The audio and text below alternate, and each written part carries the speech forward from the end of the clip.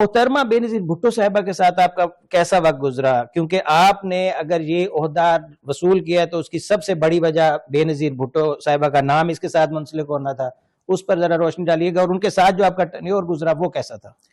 دیکھیں، be be صاحبہ جو ہیں محترمہ پشاور میں جب آتی تھیں تو ہماری رہائش گاہ پہ جو ہے میرے جو آبائی گھر ہے وہاں پہ ان کا آنا جانا تھا، تو ایک بہت ان کے ساتھ محبت کا، اعتماد کا اور جو ہے ایک رشتہ ہے جو ابھی تک قائم ہے، اور ہم اسی رشتے کے تحت ابھی بھی پاکستان پیپلز پارٹی کا حصہ ہیں اور رہیں گے۔ اور جہاں تک اس پوزیشن کا تعلق ہے تو یہ کریڈٹ جاتا ہے میری لیڈرشپ کو، جناب آصف علی زرداری صاحب کو، چیئرمین بلاول بھٹو صاحب کو، اور خاص کر کے فریال تالپور صاحبہ کو جو ہماری وومن ونگ کی ہیڈ کرتی ہیں پورے پاکستان کو، اور میں جو ہوں خیبر پختونخوا کا جو وومن ونگ ہے پاکستان پیپلز پارٹی کا، اس کی جو صدارت ہے وہ بھی اس وقت میرے پاس ہے۔ بالکل روبینہ صاحبہ، وہ تو مجھے معلوم ہے۔ آپ یہ بتائیں کہ BISP یہ کیا کر رہا ہے، کیسے پھل پھول رہا ہے اس وقت، کتنے لوگ ہیں جو اس سے مستفید ہو رہے ہیں، اور اس کا جو پلان تھا جب سٹارٹ کیا تب سے لے کر اب تک کیا سمجھتی ہیں کتنی تبدیلی آئی ہے اور کتنا بہتری کی طرف گیا ہے؟ دیکھیں، یہ ایک ارتقائی عمل ہے، ایک ایوولوشنری پروسیس ہے۔ 17 سال ہو گئے ہیں اس پروگرام کو، اور اس پروگرام کا جو ویژن ہے، جو اس پروگرام کی سوچ ہے، وہ بینظیر بھٹو صاحبہ کی اپنی تھی، اور یہ ایک بہت قابل ستائش بات ہے کہ جب وہ ایگزائل میں تھیں، جب وہ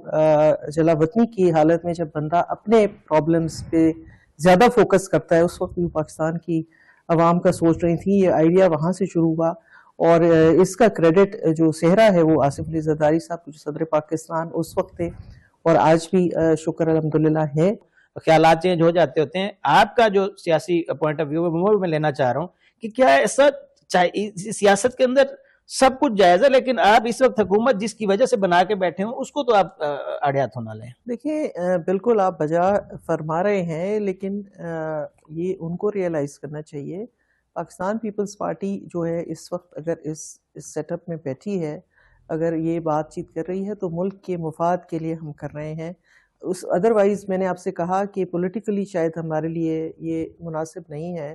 ڈیمیجنگ بھی ہے، لیکن چونکہ اس وقت جو ملکی حالات ہیں، جو ہماری سرحدی صورتحال ہے، جو امن و امان کی سچویشن ہے، جو دہشت گردی کی جنگ ہے، اس وقت جو ہم لڑ رہے ہیں، ہمارے افواج پاکستان لڑ رہی ہے، اس میں اس طرح کا ماحول جو ہے پیدا کرنا جس میں کنفرنٹیشن ہو، وہ ملک کے لیے بہتر نہیں ہوگا۔ پولیٹیکلی تو ہم اپنا سکورنگ کر لیں گے، لیکن یہ دونوں طرف سے سوچا جانا چاہیے۔ اچھا، ایک آپ پر الزام لگتا تھا کہ پاکستان تحریک انصاف کی جانب سے کہ پیپلز پارٹی اور نون لیگ کی باری ہیں، تو اگلی باری کس کی ہے؟ دیکھیں، باری تو عوام کی ہے، لیٹ the پبلک ڈیسائیڈ، یہ عوام ڈیسائیڈ کرتی ہے کہ وہ کس کو باری دیتی ہے۔ یہ پی ٹی آئی کی غلط فہمی ہے کہ ان کو جنہوں نے بھی باری دی تھی اب وہ رہے نہیں، تو یہ باریاں یہ وہ زیادہ بہتر بتا سکتے ہیں کہ ان کو یہ باری کس نے دی تھی۔ تو اگر جنہوں نے باری دی تھی اب وہ نہیں رہے، تو پھر جو پولیٹیکل میدان سجے گا اس میں جو عوام باری دے گی وہی باری ہوگی۔ آپ کے کئی لیڈرز کہتے ہیں کہ اگلی باری جو چیئرمین آپ کے ہیں بلاول بھٹو زرداری وہ وزیر اعظم ہوں گے، آپ کی اس میں کیا رائے ہے، اور کیا آپ لوگ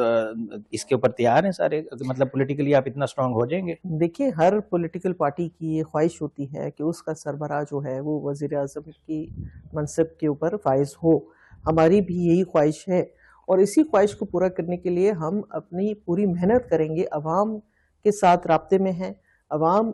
کے ساتھ کیونکہ یہ فیصلہ عوام نے دینا ہے کہ وزیر اعظم کون ہوگا۔ عوام کو جو کنونس کر پایا،